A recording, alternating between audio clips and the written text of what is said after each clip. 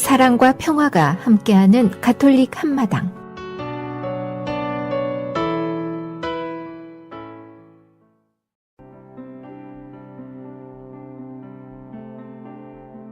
오늘의 복음 말씀, 마테오가 전한 거룩한 복음입니다. 그때 예수님께서 비유를 들어 군중에게 말씀하셨다. 하늘나라는 자기 밭에 좋은 씨를 뿌리는 사람을 비길 수 있다. 사람들이 자는 동안에 그의 원수가 와서 밀 가운데서 가라지를 덧뿌리고 갔다. 줄기가 나서 열매를 맺을 때에 가라지들도 드러났다. 그래서 종들이 집주인에게 가서 주인님, 밭에 좋은 씨를 뿌리지 않았습니까? 그런데 가라지는 어떻게 생겼습니까? 하고 묻자 원수가 그렇게 하였구나 하고 집주인이 말하였다. 종들이 그러면 저희가 가서 그것들을 거두어낼까요? 하고 묻자 그는 이렇게 일렀다. 아니다. 너희가 가라지들을 거두어내다가 밀까지 함께 뽑을지도 모른다. 수확 때까지 둘 다 함께 자라도록 내버려 두어라. 수확 때에 내가 일꾼들에게 먼저 가라지를 거두어서 단으로 묶어 태워버리고 밀은 내 곡간으로 모아들이라고 하겠다. 주님의 말씀입니다.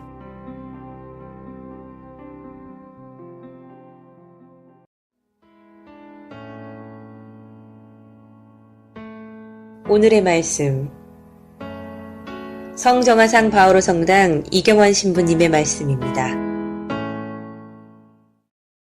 아주 열심히 신앙생활을 하시는 그런 교우 한 분이 있었습니다. 성당에서 봉사활동도 열심히 하고 주일뿐만 아니라 평일에도 나와서 봉사활동을 하시고 기도도 빠지지 않고 열심히 하시는 분이셨습니다. 그런데 그 교우가 보니까 한 교우가 되먹지 않아서 자기 마음에 영 안 드는 거였습니다. 도대체 성당 다니는 사람으로서 이해할 수 없는 그런 사람이었습니다. 열심한 교우는 그 못된 교우만 없으면 성당이 문제없이 잘 돌아갈 거라 생각을 했습니다. 그래서 하느님, 저 꼴 보기 싫은 교우를 제 눈앞에서 사라지게 좀 해주십시오. 저는 저 교우 때문에 신앙생활을 제대로 할 수가 없습니다. 저 교우만 보면 분통이 터져서 정당에 나오기조차 싫습니다. 하고 기도를 했습니다. 열심한 교우의 기도가 들어졌는지 그 교우가 다른 본당으로 떠나갔습니다. 그 교우가 떠나고 나니까 열심한 교우는 정말 살맛이 나고 이제 기도도 전처럼 잘 되고 또 성당에 나오는 것도 기쁘고 즐겁기만 했습니다. 그런데 그것도 잠깐, 얼마 지나지 않아서 또 다른 교우가 못마땅해지기 시작했습니다. 그래서 그분은 또 다시 하느님께 기도를 드렸습니다. 하느님, 제발 저 교우도 제 눈앞에서 사라지게 해주십시오. 한번 들으니까 이제 또 될 줄 알았죠. 제발 저 교우 좀 다른 본당으로 전출 좀 가게 해주십시오. 기도를 했습니다. 그랬더니 하느님께서 그 교우에게 나타나서 이렇게 말씀하셨습니다. 이번에는 네가 떠나라. 맨날 너가 교우를 하나씩 떠나보내면 이 본당에는 한 사람도 남지 않겠구나. 이제는 너가 좀 떠나라. 우리 본당 공동체에서도 이 교우처럼 기도하시는 분들이 있다면, 많이 계시다면, 또 그 기도가 정말 들어진다면 과연 우리 본당 공동체에 남아 계실 분이 몇 분이나 되실까요? 그리고 실제로 만약 그렇게 기도하신다면 그렇게 기도한 본인도 사실은 누군가가 제발 사라졌으면 하는 대상이 되지 않을까 생각을 해봅니다. 오늘 복음에 나온 가라지의 비유를 묵상하면서 생각해 봄직한 이야기라 생각합니다. 사실 가라지의 비유는 복음서 집필 당시의 교회 상황이죠.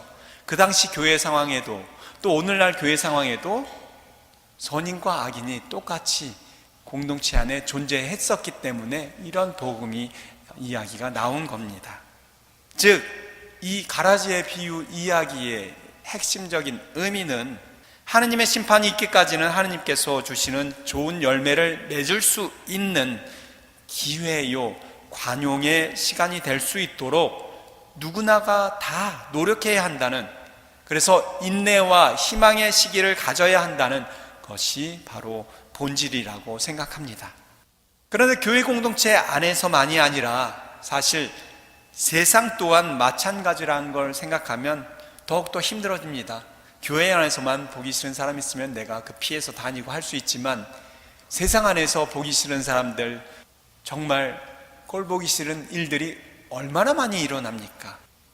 그래서 그 세상 안에까지 이 가라지의 비유를 대입해 보면 정말 쉽지 않은 것이 세상을 살아가는 일이 아닌가 싶습니다. 몇 달 전 우리를 분노케 하고 답답해 했던 세월호 침몰 사건도 그렇고, 뉴스를 통해서 들으셨겠지만 피격된 말레이시아 항공기 사건을 접하면서 도대체 왜 이런 일들이 이 세상에 일어나고 있는가? 하느님은 정말 좋으신 분인가? 선하신 분인가? 라고 의문을 갖게 되는 그런 경우가 너무나 많습니다. 하느님께서는 이 세상을 아름답고 좋게 창조하셨고 사람을 창조의 걸작품으로 만드셨는데, 왜 이 세상에는 그러한 일들이 많이 일어나지? 그러한 일을 벌이는 악인들만 없다면 정말 세상은 기쁘고 즐겁게 정말 살만 할 텐데, 하느님 제발 소돔과 고모라를 멸망시키셨듯이 이 세상의 모든 악인들을 싹쓸이 해달라는 그런 마음이 늘 우리들 안에 일어나기도 합니다. 바로 오늘 복음에 도대체 가라지가 어디서 났지? 그러니 그 가라지를 거두어낼까요? 라고 했던 종과 같은 그런 마음이 우리들에게도 일어나는 것이죠. 그래서 오늘 가라지의 비유를 예수님께서 우리들에게 들려주시는 겁니다. 과연 하느님을 믿는 올바른 사람으로서 이를 어떻게 받아들여야 하는지 잘 묵상하라고. 하느님께서는 이 세상을 창조하시면서 보시니 좋았다라고 하시며 만족해 하시며 분명 이 세상을 선하게 창조하셨습니다. 그런데 왜 오늘날 이 세상은 요 모양, 요 꼴일까요? 성경은 이 세상의 악이 이렇게 만연한 것은 하느님과 같아지려고 하는 인간의 교만한 마음이 하느님의 뜻을 거스르게 되었고, 그 결과 세상에 악이 들어오게 되었는데 그것을 원죄라고 가르치죠.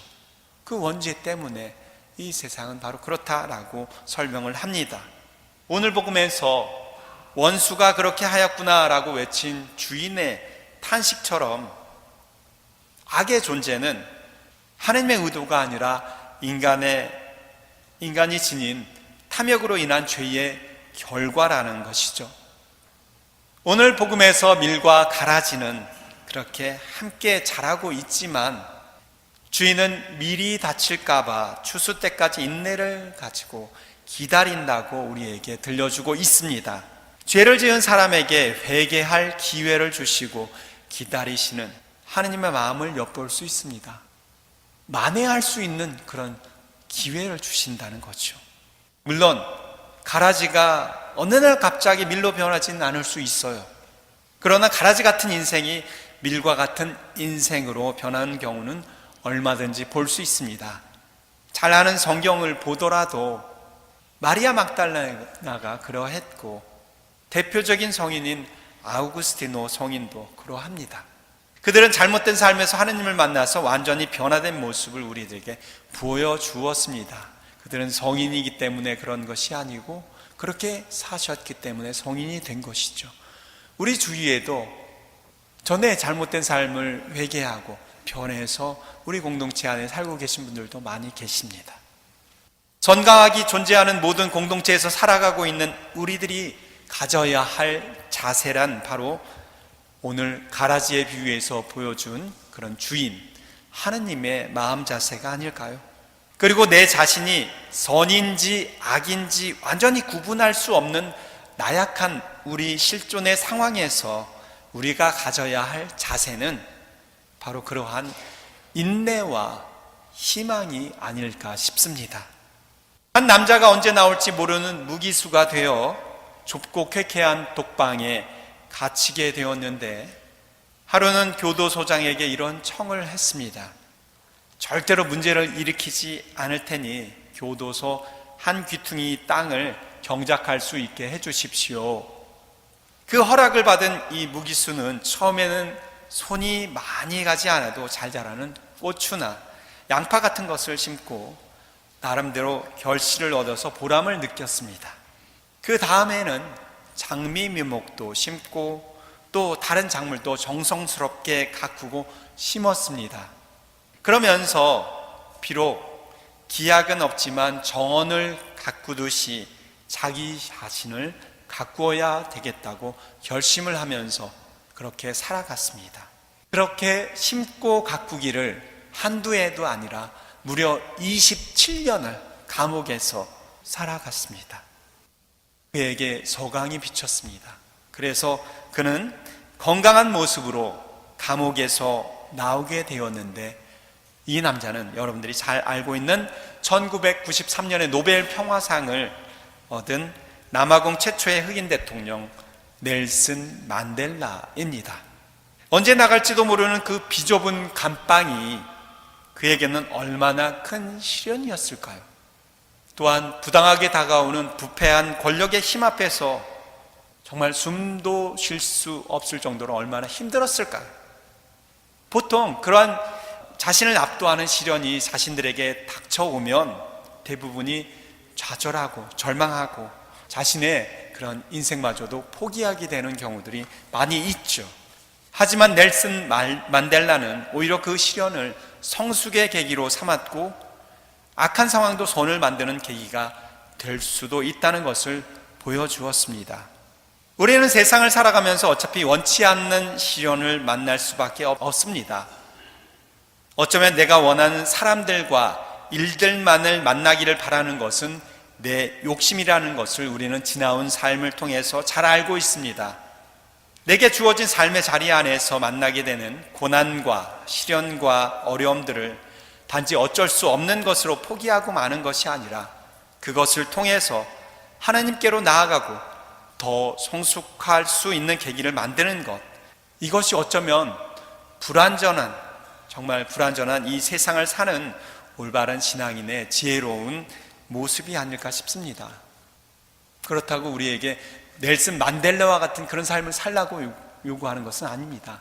또한 그렇게 큰 시련도 닥치지 않습니다. 다만 우리들에게 주어지는 삶 안에서 단지 내 기준으로 인해서 닥치는 어려움이나 보기 싫은 사람들이나 날 바도한다고 생각하는 사람조차도 어쩌면 내게 시련이라고 생각한다면 그것을 포기하지 말고 피해가지 말고 부딪히면서 해결해 나가라는 것이 신앙인의 올바른 자세입니다. 넬슨 만델라는 이런 이야기를 했습니다. 용기란 두려움이 없는 것이 아니라 그것을 극복하는 것임을 배웠습니다. 용기 있는 자는 공포를 느끼지 못하는 사람이 아니라 그것을 정복하는 사람입니다 라고요. 바로 그러하듯이 우리 삶의 바도가 되는 모든 사람들과 일들이 있더라도 하나님이 원하시는 열매를 맺기 위해서 천리길도 한 걸음처럼, 그리고 지구가 내일 멸망한다 하더라도 사과나무 한 그루를 심는 그러한 마음으로 지금 이 순간에 최선을 다해서 살아가는 용기 있는 실천이 우리에게 필요합니다. 현재 우리 각자에게 닥친 어려움과 시련이 오히려 하느님을 만나고 성숙할 수 있는 은총의 시간이 되기를 기도해 봅니다. 아멘.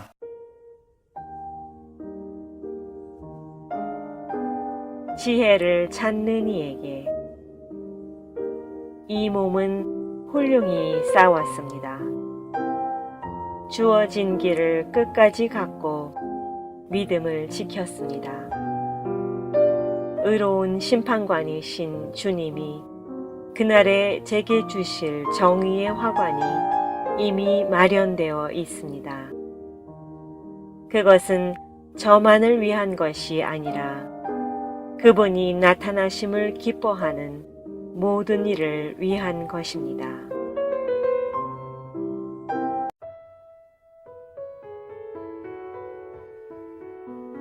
시카고 지역 카톨릭 한인 공동체 소식과 공지사항을 전해드리는 카톨릭 한마당 게시판 시간입니다. 한국 순교자의 모후성당 본당의 날 행사 및 야외 미사 안내입니다. 이 씨는 8월 17일 주일 오전 10시 30분에서 오후 4시까지 장소는 메이어우드 파빌리온 2500 올드필드 로드 달린입니다. 성모 승천 대축일 미사로 진행될 예정입니다. 준비물은 미사도구와 간편한 옷차림으로 신자 여러분들과 성당에 관심 있으신 형제 자매님들의 많은 참석을 바랍니다.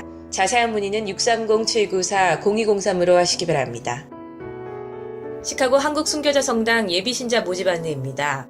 2015년 4월 4일 영세를 받을 예정인 예비신자를 모집합니다.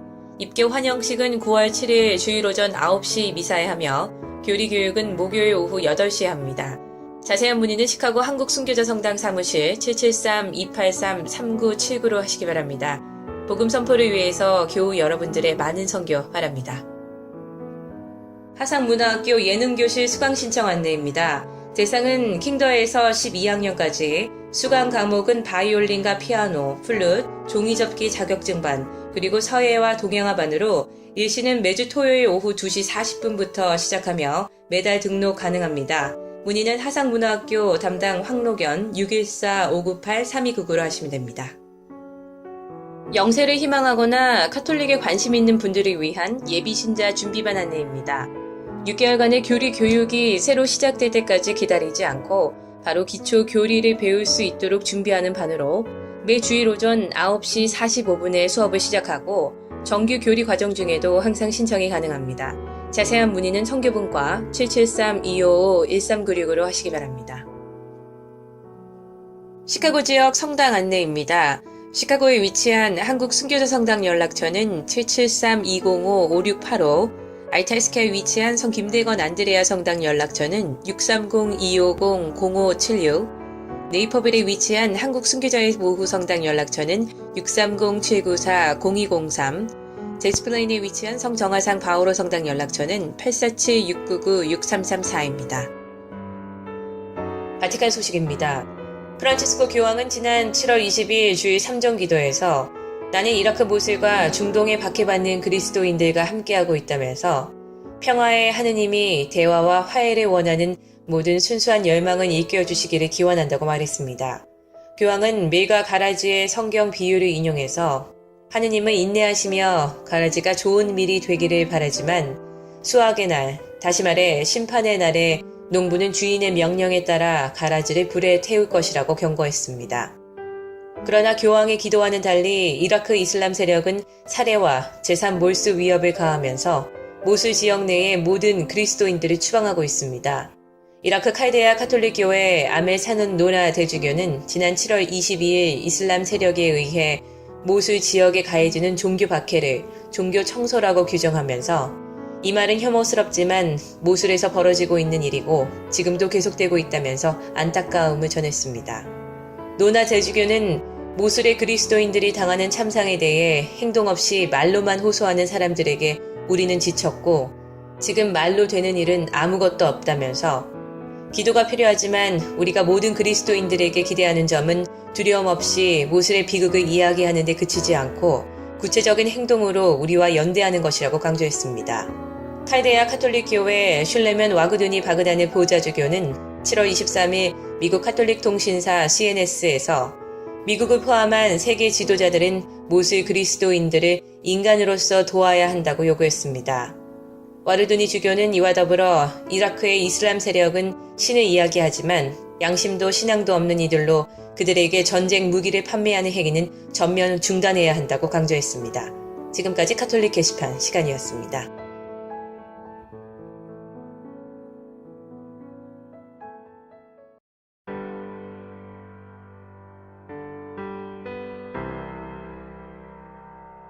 늘 푸른 기쁨 살레시오 수녀회가 부릅니다. 아무것도 너를.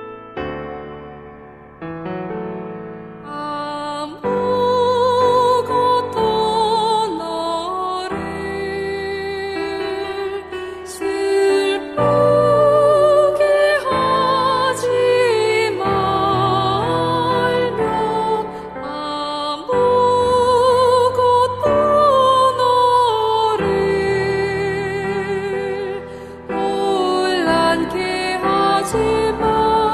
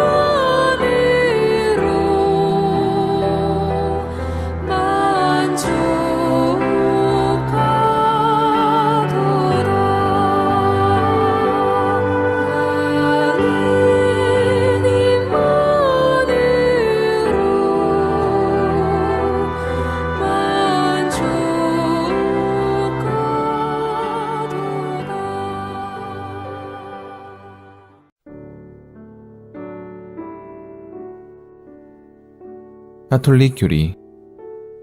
오늘은 성체성사의 명칭에 대하여 말씀드리겠습니다.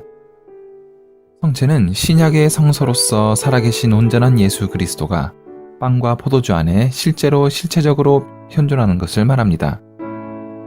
우리 눈으로 볼 수 있는 빵과 포도주는 형태에 불과하고 실제적으로 예수 그리스도의 몸과 피, 그 영혼과 속성, 즉 인성과 천주성까지도 빵과 포도주의 형태 안에 현존하고 있는 것을 말합니다.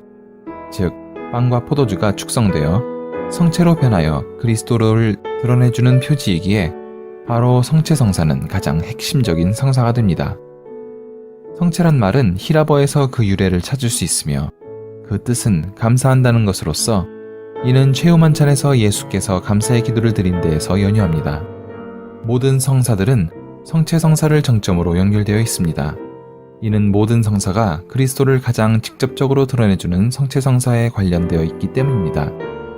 제자들은 매주 한 번 모여 함께 나눈 공동체 회식을 일컬어서 주님의 만찬이라고 하였습니다. 이는 지난날 예수님과 함께 나눈 최후 만찬을 되새기는 만찬이요, 부활하신 주님을 기리는 만찬이며 장차 재림하실 그분을 기리는 만찬인 까닭에 붙여진 명칭이었습니다. 회식 때에는 빵을 들고 하느님께 찬양 기도를 바친 다음 한 덩어리씩 떼어 회식자들에게 나눠주었는데 여기서 빵을 땜, 빵의 나눔이라는 표현이 생겨났습니다. 1세기 말엽부터는 주님의 만찬, 빵을 땜 대신 감사라는 명칭을 사용합니다.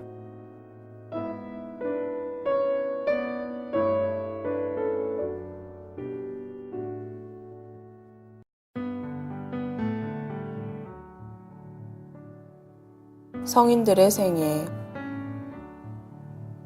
성 바르톨로메오스. 사도 성 바르톨로메오스는 12사도의 한 사람으로 불림받았다는 기록 외에는 알려진 것이 거의 없습니다. 그러나 그는 필립보의 인도로 그리스도를 만났을 때 이 사람이야말로 정말 이스라엘 사람이다, 그에게는 거짓이 조금도 없다는 평을 들은 나타나엘과 동일 인물이라고 여겨집니다. 그는 예수께서 부활하신 후 갈릴레아 호숫가에 나타나셨을 때 예수를 본 사람 중에 한 사람이었습니다. 사도들은 어느 날 물고기를 한 마리도 잡지 못한 채 밤새도록 그물질을 하고 있었습니다. 아침에 그들은 호숫가에 어떤 이가 앉아 있는 것을 보았으나 아무도 그가 예수임을 알아보지 못합니다. 예수님은 그들에게 그물을 다시 던지라고 말씀했고, 그렇게 해서 그들은 너무도 많은 물고기를 잡게 되어 그물을 끌어당길 수 없는 지경이었습니다. 그러자 요한이 베드로에게 저분은 주님이십니다 라고 소리쳤고, 그들이 배를 호숫가로 끌고 왔을 때 그들은 불이 타고 있는 것을 보았으며 불 위에는 고기 몇 마리와 빵이 놓여 있었습니다. 예수께서는 그들에게 고기 몇 마리를 더 가져오라고 하여 그들과 함께 식사하고자 하였습니다. 전승에 의하면 그는 인도와 아르메니아에서 설교하였고 그곳에서 아스티아제스 왕에 의해서 참수를 당해 순교하였습니다. 또 다른 전승에 의하면 그는 카스피 해안의 아바나폴리스, 메소포타미아와 페르시아, 그리고 이집트에서 복음을 전하였다고 합니다. 바르톨로메우스의 복음서는 위경이고 푸세우도 젤리시오에 의해서 단죄되었습니다.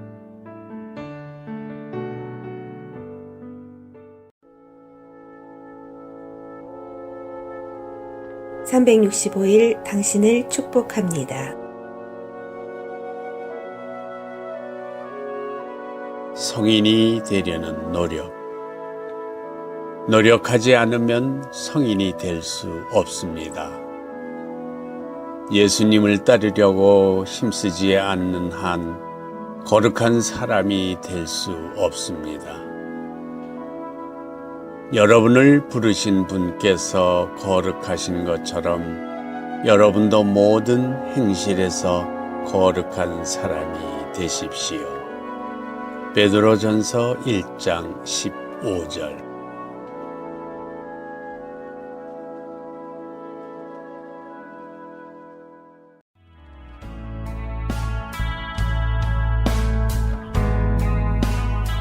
지금까지 시카고 성정화상 바오로 성당 제공 가톨릭 한마당이었습니다.